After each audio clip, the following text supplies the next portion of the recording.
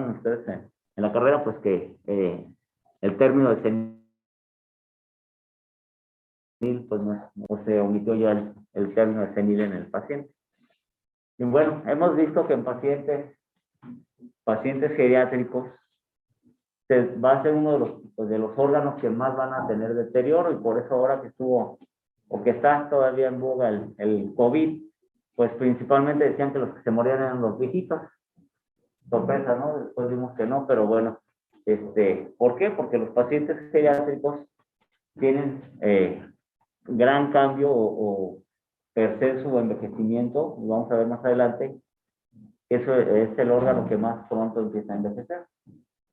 Entonces, pero patologías muy asociadas al envejecimiento, como es el EPOC, su enfermedad ocupacional, muchos de los pacientes son campesinos, la neumoconiosis y el tabaquismo, pues generan cambios en la histología del pulmón. Entonces, los pacientes per se pueden tener deterioro por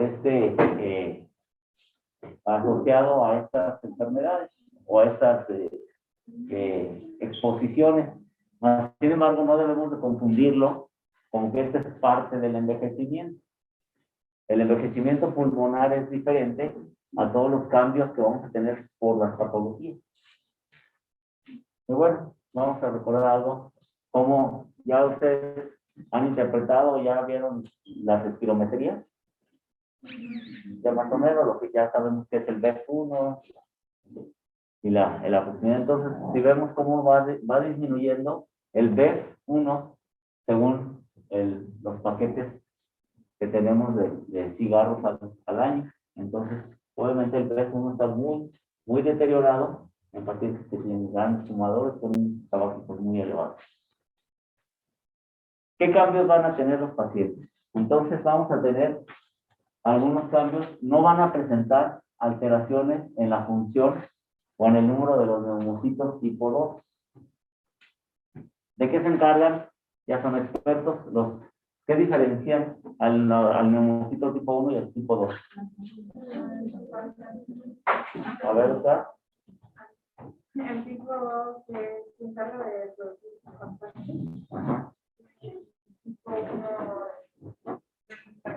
el intercambio. Entonces, si vemos, no va a haber alteraciones en el tipo 2. ¿Sí? Obviamente, sabemos que es esto. Los pacientes entre 60 y 80 años, con una espirometría normal, esto lo vieron en algunos estudios, que veían que no encontraban cambios en el líquido de un lavado broncoalveolar. Estos cambios que se presentaron fueron en el revestimiento del epitelio. Hubo mayor porcentaje de neutrófilos. Normalmente en una persona joven, en un lavado broncoalveolar, tenemos un 10% de neutrófilos, y en el adulto mayor veían que había hasta el 40%. Y que había un bajo porcentaje de macrófagos, 32% contra 67% de un joven.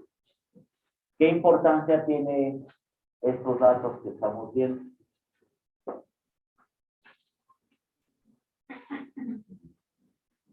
¿Qué podemos traducir de esto?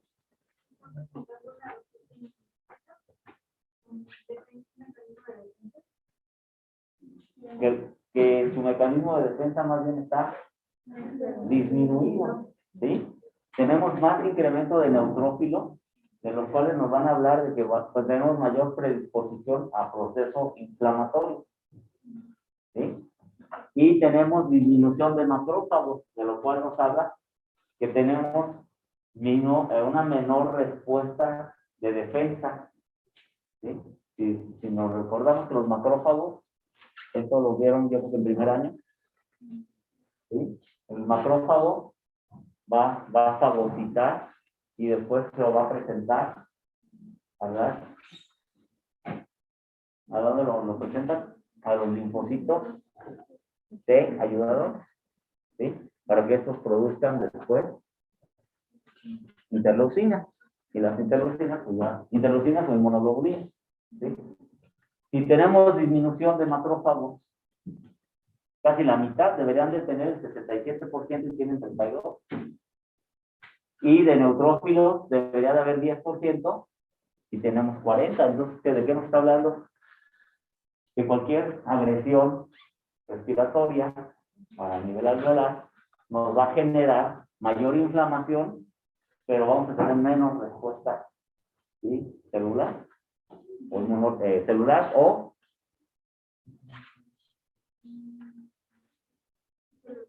celular. Sí, que vamos a tener menos respuesta, menos defensa.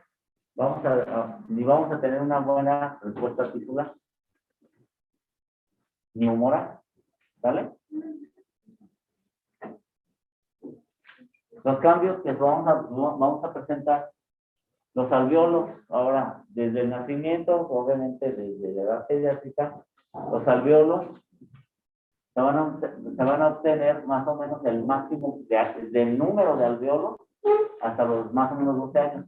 Pero su maduración va a llegar alrededor de los 20 años en las mujeres y los 25 años en los hombres. Entonces, muchos de los que están aquí, o casi todos, pues no han llegado a la maduración. A los varones, a la maduración alveolar. Y aquí no es cuestión que me competa, pero si además todavía no terminan mis alvéolos de madurarse y fumo, pues estamos teniendo un pronóstico más o menos poco favorable. ¿Sí? Bueno, y tenemos 300 millones de alvéolos y estos no van a disminuir, el número como tal de alvéolos no disminuyen, pero sí la calidad del mismo. Otro de los cambios que van a presentar en el envejecimiento, van a presentar le dicen que la geometría, porque los alvéolos van a tender a dilatarse y a aplanar. Este aplanamiento va a generar una disminución de la superficie alveolar. ¿De qué estamos hablando de la superficie alveolar?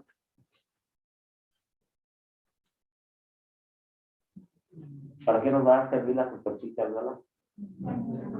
Para intercambio, ¿sí? Entonces, si no tenemos una adecuada superficie alveolar, normalmente a los 30 años tenemos 75 metros cuadrados de superficie alveolar y a los 70 años ya disminuyeron 15 metros aproximadamente, ya tenemos cerca de 60 metros cuadrados de superficie alveolar.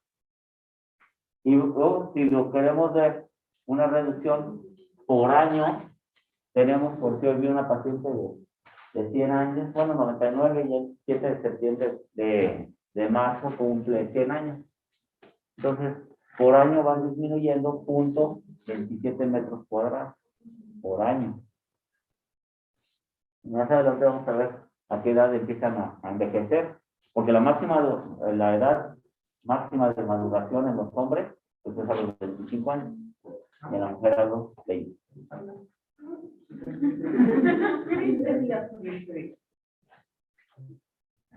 Va a haber un aumento en el grosor de las paredes y entonces esto nos va a disminuir la membrana alveolo capilar. Entonces va a haber una disminución de intercambio, el volumen pulmonar va a empezar a disminuir y vamos a empezar a ver varios cambios. ¿Sí? En el paciente geriátrico va a haber cambios también asociados no nada más adentro de lo que es el área del parénquima pulmonar. También vamos a tener algunos cambios estructurales en la musculatura, en el tórax. Muchos de los pacientes o de las pacientes que tienen osteoporosis empieza a modificarse la arquitectura del tórax y esto muchas de las ocasiones pues por fracturas vertebrales. Pregunta, ¿en el hombre hay osteoporosis? ¿Puede haber osteoporosis? Sí. Y no es lo más frecuente, la más frecuente pues, es en las mujeres y es una clase RIX 1, ¿no? Y en el hombre puede presentar una clase RISC-2, uno, pero por lo general cuando un hombre presenta osteoporosis, pues es por lo general una RISC-2. Pero bueno, eso lo veremos, no es tema de este. Pero sí es posible que el hombre tenga osteoporosis. Y al tener descalcificación del hueso o de los cartílagos, empezar a deteriorarse, va a haber cambios degenerativos en las articulaciones costales y va a haber una alteración en la cifosis. Va a tener el diámetro, van a tener un incremento del tórax, como le dicen tórax en así.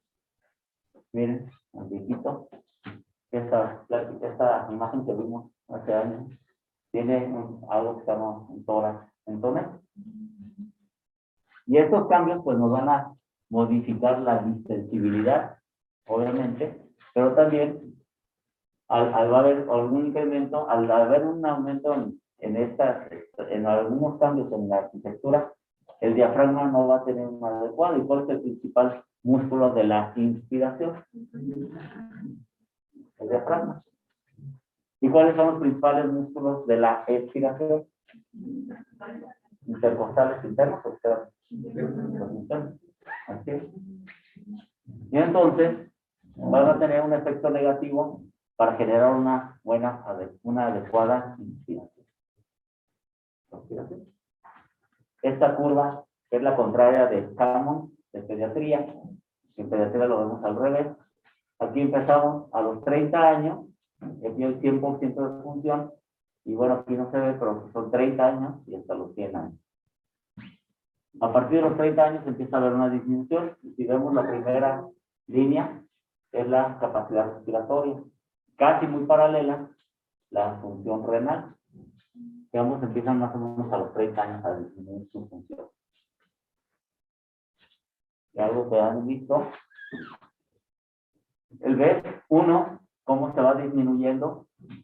Obviamente, a partir de los 25 años, más o menos, estamos al 100%, y va a ir disminuyendo de forma gradual. De repente podemos tener patologías o algunas que se van a deteriorar.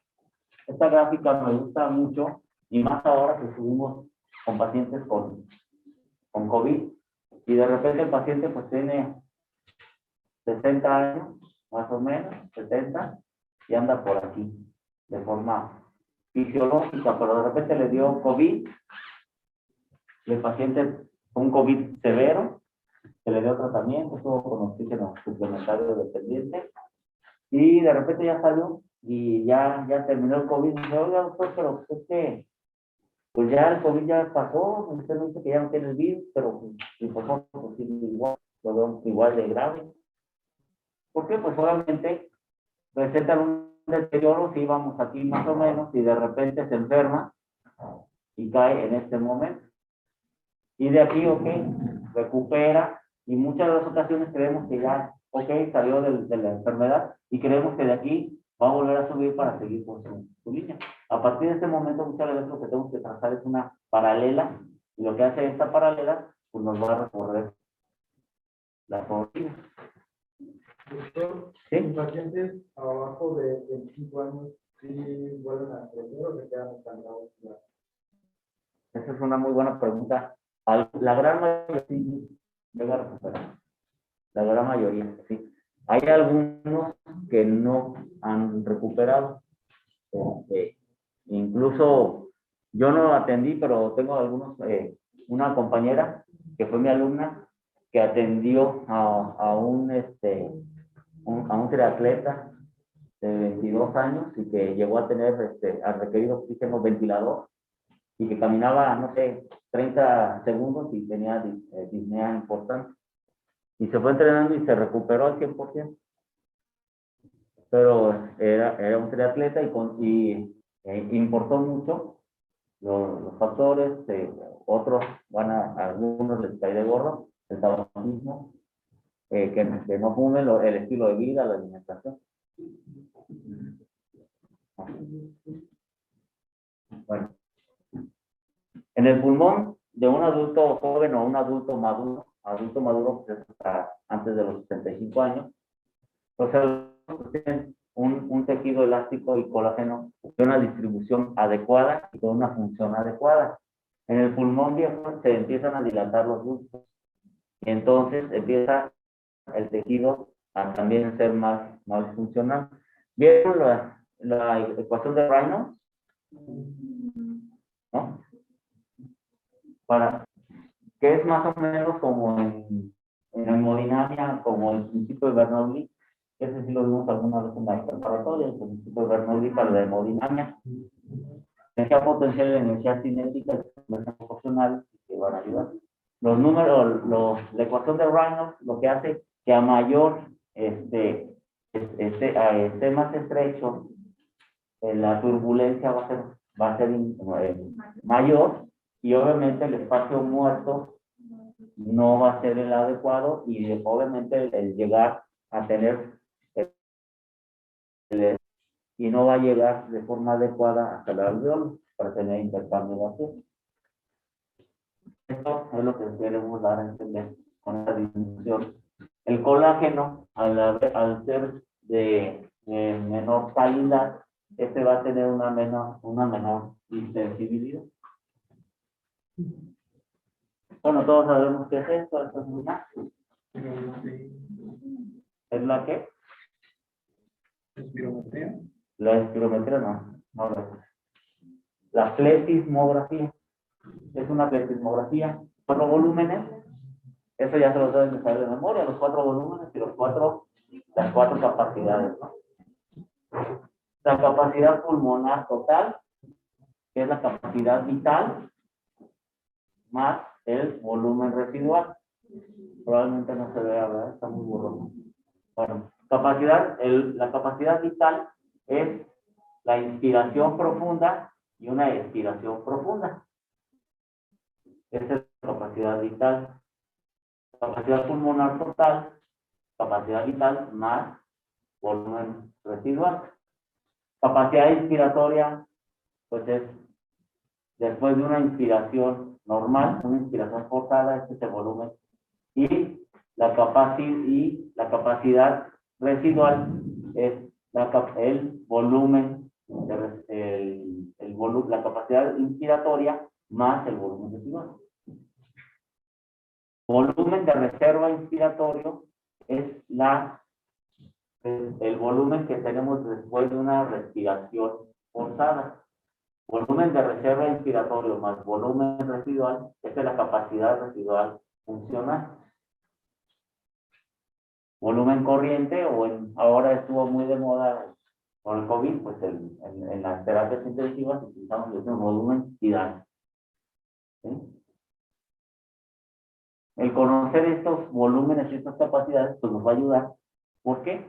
Porque los cambios que vamos a tener en los pacientes asociados per se por el envejecimiento nos van a modificar algunas de las interacciones. Al tener una mecánica alterada, la función muscular nos va a disminuir los volúmenes pulmonares. Si disminuye, mi paciente ya envejeció, tiene poca musculatura, quizás le dio COVID o le dio cáncer o le están hemodializando y el paciente perdió proteínas y perdió músculo y no puede tener una adecuada inspiración forzada. Y entonces al tener una inspiración forzada mínima, va a ser menos, va a disminuir su capacidad vital. Pero eso no quiere decir que va a disminuir la capacidad pulmonar total. La capacidad pulmonar total sigue siendo la misma. Disminuye la capacidad vital, digamos de aquí se va hasta acá, y entonces lo que vamos a tener es un incremento de el volumen residual. Pero en ese volumen residual pues no nos está generando hematosis. En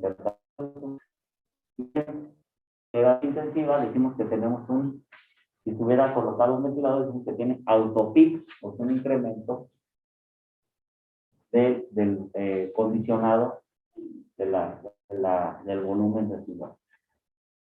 Ya no vamos a meter en problemas porque no vieron ventilación mecánica, ¿verdad? A ver. ¿Sí? Perfecto. Vieron las modalidades, así se controles, Nada más, ok. Pero no vieron las modalidades, así, volumen controlado, presión, claro.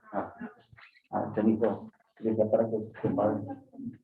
Porque ni los internos. Bueno, entonces la presión arterial de oxígeno la vamos a calcular de forma estimada, ¿sí? 109 menos 0.43 por edad. Entonces, normalmente, 109 es la constante, y si queremos una persona de forma estimada, ok, 0.43 por edad, y eso se lo disminuimos a 109, y es más o menos la presión arterial de oxígeno que estamos esperando en un paciente por puro envejecimiento, ¿sí? El consumo de oxígeno se va a incrementar con la edad, y entonces el consumo de oxígeno normalmente disminuye un 32 mililitros por minuto por año en las mujeres, y en el hombre disminuye 14 mililitros por año. Entonces, en el género femenino disminuye 32 por año, y en el hombre. Sin embargo, eso es un obstáculo, porque en lo que ahora tuvimos esta pandemia de COVID, vimos que en el paciente geriátrico la mortalidad va a 1, tanto hombres como mujeres. Pero en los hombres más jóvenes, la mortalidad era más hacia el género masculino que el femenino. Aquí vamos viendo, de tal manera que los cambios que estamos viendo, la capacidad vital va a disminuir del 20 a 25 mililitros por año después de los 25 años. Entonces, no es el problema que vamos a ya que yo llegue a los 25 años, me voy a pasar por mi envejecimiento pulmonar. El BEP1 disminuye 2% por década después de los 25 años. O en promedio, 20 a 30 mililitros, ¿sí?, por año. El intercambio gaseoso disminuye 0.2 mililitros por año.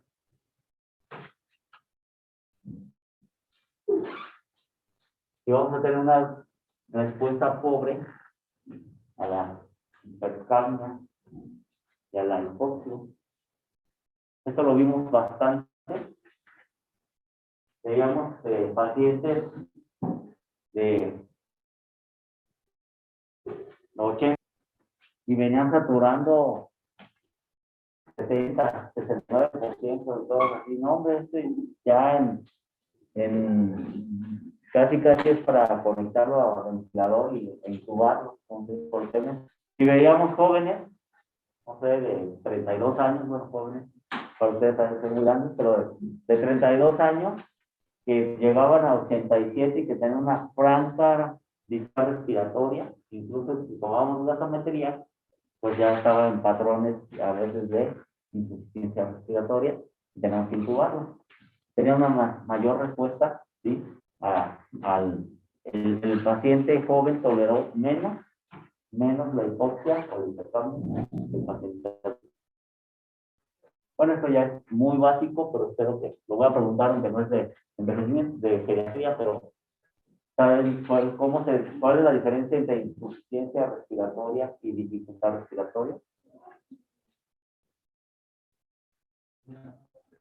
Insuficiencia va hacia el intercambio gaseoso y la dificultad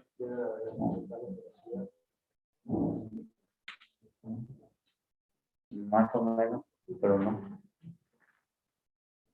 Porque eso es muy frecuente, que lo escucho con los compañeros médicos que nos piden interconsulta, que estamos en terapia, y decimos, es que viene el paciente, viene insuficiente. Y dicen, caray, ¿ya viste la gasometría? No. Insuficiencia respiratoria es porque yo estoy determinando que esa dificultad respiratoria, el paciente no es suficiente para compensarla. Obviamente los datos de dificultad respiratoria, pues es la taquipnea o polipnea con una respiración profunda. Y el paciente además tiene acroceanosis, oceanosis, entonces Pero todos esos datos son clínicos, y el paciente me está dando datos de dificultad respiratoria.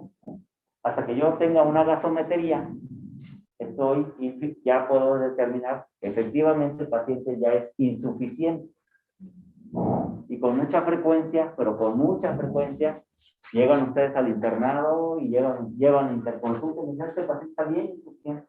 ¿Sí? Seguramente va a tener insuficiencia por su grado de dificultad, pero hasta que no tengamos la gasometría, ya desde que empezamos a presentar un paciente, pues ya, entonces, ok, tenemos cierto término o cierta taxonomía que estamos hablando. ¿Se han entendido? Entonces, si estamos hablando de insuficiencia respiratoria, es porque tengo una gasometría. Ahora, quizás no tenemos gasometría, podemos inferir, ¿saben qué? No tengo gasómetro, no tengo forma de calcular los gases, pero seguramente va a tener insuficiencia, por como lo veo así.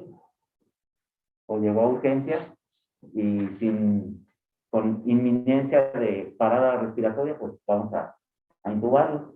Porque, bueno, ya cuando estén ustedes en el área hospitalaria, de repente en la guardia y llega uno de esos y dicen, ¿por qué lo intubaste? Tiene insuficiencia respiratoria, ¿no? ¿Sí?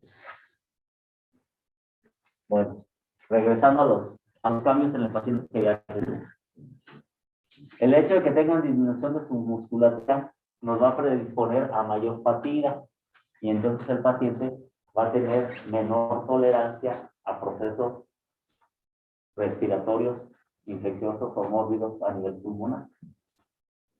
Va a tener incremento del metabolismo anaerobio y va a tener disminución del metabolismo oxidativo aerobio. ¿Y esto qué nos predispone? Bacterias no tanto. Probablemente sí después. ¿Por qué? Porque nos va a generar un antepaso a un desequilibrio ácido-base. Nos va a llevar a una acidosis, seguramente una acidosis respiratoria. Una acidosis respiratoria que el incremento de hidrogeniones va a disminuir los ATP y al disminuir los ATP-ASA disminuye el adenilciclasa. Y la adenilciclasa nos va bueno, la acidosis ya la tenemos. Cíclico nos va a disminuir la entrada de calcio y va a haber dilatación y entonces el paciente empieza a tener hipotensión y es cuando decimos, ya tiene choque séptico, ¿sí? O se hipotensión o además tiene hipoperfusión y empieza a tener mala perfusión renal y entonces el paciente se nos empieza a complicar.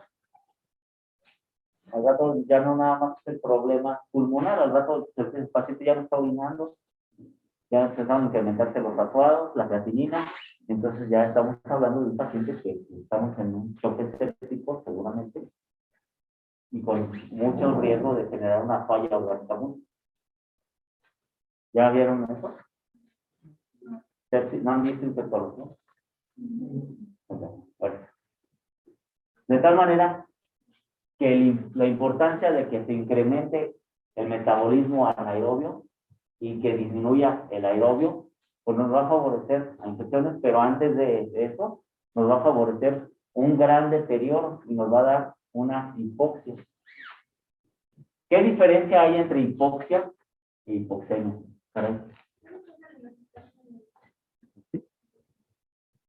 ¿Aceptar? ¿Qué diferencia hay entre hipoxia e hipoxemia? Bueno, mismo, ya me salí. ¿Con cuál se le pone al control F5? Ah. Bueno, mientras me dicen, ¿cuál es la diferencia entre hipoxia e hipoxemia? Bueno, mismo. A ver.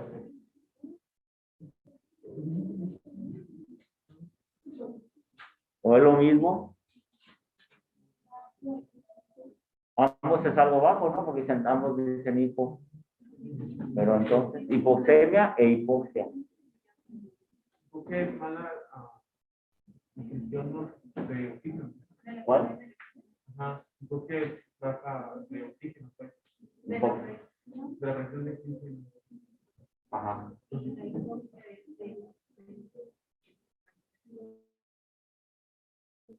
La cantidad de oxígeno en la sangre. En la sangre, la etimología. La hipoxia solamente es eso. Hipoxemia, disminución de oxígeno en la sangre. El término hipo, vemos. Pero hipoxia ya nos está hablando a nivel tisular. Ya está sufriendo el ciclo de Krebs, si ustedes lo adoran. El ciclo de Krebs, en primer año, en segundo. Vimos, y que es importante para que el ciclo o el cisaponinato pase a isocitrato por medio de la cisaponitasa y que recibe el oxígeno. Más o menos esto es lo que debíamos de haber aprendido del ciclo de Krebs. Y si no, pues cuando lleguen allá conmigo, si llegan a estar como internos o residentes, los repasaremos. Entonces, lo importante es, si yo tengo hipoxemia, ¿qué pasa con mi corazón? Se empieza a taquicardizar.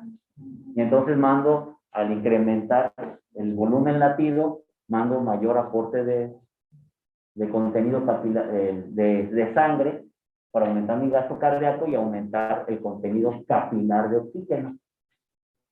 Y de tal manera podré tener una hipoxia normoxémica o una hipoxia hipoxémica. Tratando de comprender cómo es una hipoxia normoxémica. Que no tiene que ver con lo que están viendo ahorita el corazón. Sí, yo puedo tener mi intercambio gaseoso adecuado, ¿sí? Y esto tengo una normoxemia, pero tengo insuficiencia cardíaca y no estoy alcanzando a perfundir a nivel tisular a todas las células. Y entonces a nivel celular tengo hipoxia, aunque tengo una normoxemia, si tengo una insuficiencia cardíaca. Ahora con COVID tuvimos muchas hipoxias hipoxémicas por falta de intercambio gaseoso.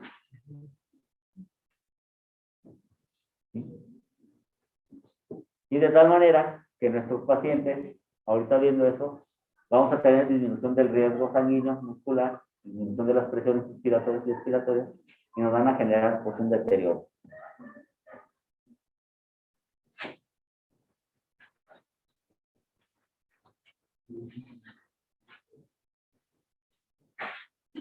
En condiciones normales, esto ya es lo que vimos hace rato. En condiciones normales, el 90% de la energía que vamos a utilizar en nuestros músculos se pueden realizar con su metabolismo y solo el 10% se utilizan para transportar el oxígeno y el CO2. Pero si tenemos una disminución de ese 10%, porque podemos ir por eso, ok, pues nuestro paciente está tolerando solamente el 10% de la energía que utilizamos, nos va a ayudar para transportar el CO2. Pues si nuestro paciente tiene sarcopenia, está en un estado mórbido crítico, pues este no va a tener ni el 90% ni el 10%. Y al paciente lo vamos a volver más vulnerable. Se van a incrementar las demandas metabólicas, las demandas ventilatorias, y vamos a tener cambios a nivel de los músculos que nos van a generar un mayor deterioro. ¿Sí? Esto ya es muscular. 40%. El 40% de una persona, en comparación con una persona de 30 años, el músculo esquelético en general pierde el 40%. Y el pulmón pierde el 11%. Se trata de proteger. ¿Sí? Entonces, por decir, podemos ver a una persona en términos comparativos, un joven de 30 años comparado contra uno de 70 años de la misma, o él comparado cuando él tenía 30 años a los 70 años, ya disminuyó quizás el cuádriceps un 40%, pero no el pulmón podrá disminuir hasta un 11%, afortunadamente. ¿Sí? Bueno, esto. Las fibras musculares tipo 2 de contracción rápida van a empezar a disminuir, eso es muy importante. Las unidades motoras también se van a alterar, y entonces el reflejo de la tos, el reflejo de la contracción rápida nos van a disminuir. Va a haber una denervación y entonces, ¿qué vamos a tener en este tipo de pacientes? Que va a haber una presión inspiratoria máxima disminuida y una presión expiratoria máxima también. Vamos a tener un atrapamiento de aire y disminución.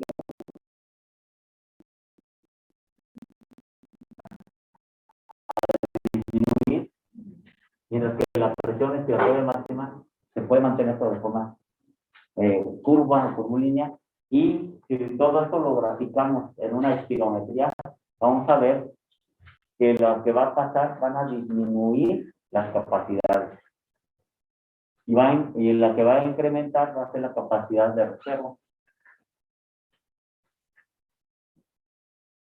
El diafragma puede disminuir un 25% su movilidad. Ahora, al haber una inestabilidad o un deterioro, una mala ajuste tanto en la inspiración como en la expiración, va a haber un deterioro de la elasticidad. ¿Y qué importancia va a tener en la distensibilidad y la compliance? ¿Qué es el compliance y qué es la distensibilidad? Pues son lo mismo.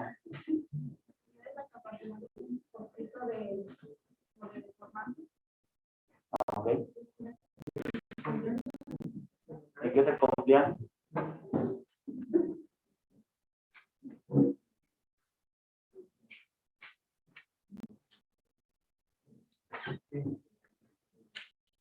No lo voy a hacer.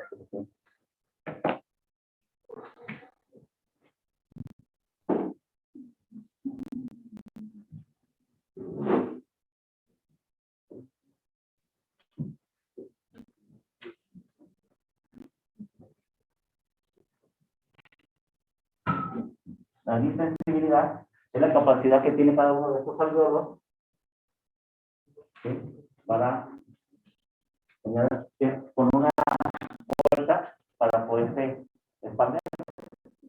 Esa es la capacidad que tiene la distensibilidad. Y el compliance, el compliance es de que si este alveolo se distendió, va a ayudar a caer a este y este también por una de sus paredes se distienda.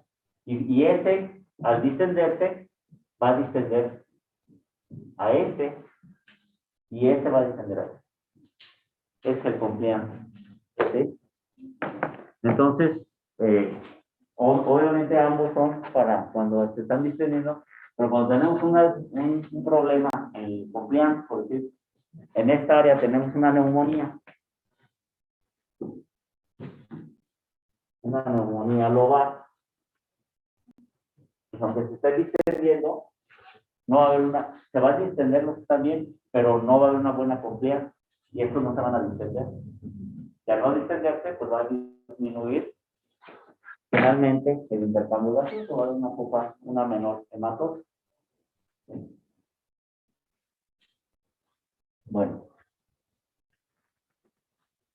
los cambios metabólicos que tenemos para la producción de proteínas en cobertura, estas proteínas nos van a disminuir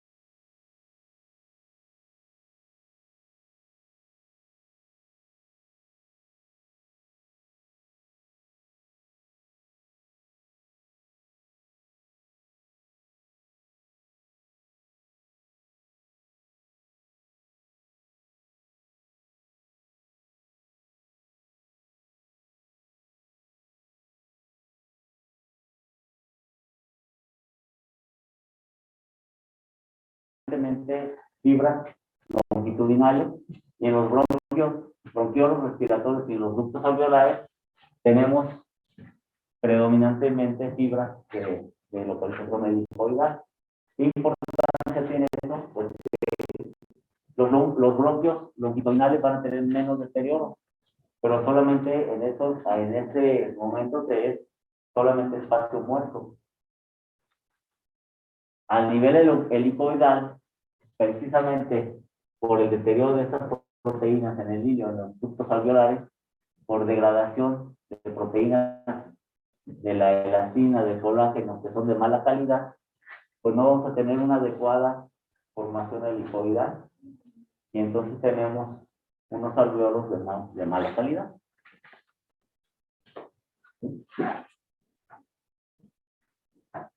Obviamente, por el retroceso del proceso elástico, nos va a disminuir la elastina, el colágeno, y nos van a disminuir la confianza.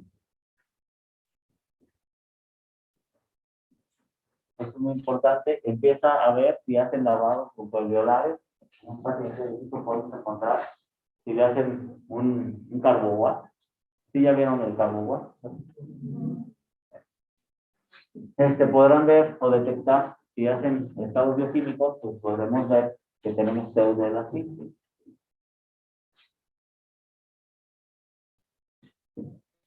Esto es muy importante. Tenemos dos formas, y estas sí las conocen ya, la mieloperoxidasa y paraxonasa. Ok. Este es un artículo que publicó el doctor Rafael Páramo Arroyo, un neumólogo de la ciudad de Querétaro, y cuando estuvo en el Hospital General de México, publicaron, junto con a nivel metaanálisis, que la paraxonasa es un predictor de mejor funcionamiento pulmonar. Entonces, en el paciente geriátrico, la paraxonasa está disminuida. Y la mieloperoxidasa se asocia a procesos inflamatorios incrementados. Entonces, si a todos los pacientes con COVID severo podríamos checarles niveles de mieloperoxidasa y van a estar incrementados. Y en pacientes que tuvieron COVID también, pero que le hicieron estudios de mieloperoxidasa y estaba bajo. Entonces, ¿de qué nos habla? De que es un predictor como la PCR, la proteína C reactiva, de que nos habla de que el proceso inflamatorio se está desarrollando más. Y entonces, pues, desgraciadamente aquí en Celaya no hay, a ninguno de los pacientes que he atendido con COVID severo, les pedíamos, no hay para pedir niveles de paraxonasa o de mieloperoxidasa. Pero este es un predictor de antiinflamatorio, llamémosle como la interleucina. ¿Cuáles son las interleucinas antiinflamatorias? La 4, la 8, ¿sí? Especial y de las 12. Y las inflamatorias, las proinflamatorias, 1, 6, 3, ¿sí? Entonces, más o menos una comparativa, la mieloperoxidasa se asocia a procesos inflamatorios y la paraxonasa nos va a proteger, o si tenemos niveles elevados de paraxonasa, pues también podemos tener, que va a ser de esperar que tengamos un buen pronóstico. Y en un paciente geriátrico, pues que va a tener buen envejecimiento pulmonar, y si está incrementado, pues va a tener es más, el pronóstico es más reservado al tener la mieloperoxidasa incrementada. Esperemos no llegar así. Bueno. Muchas gracias.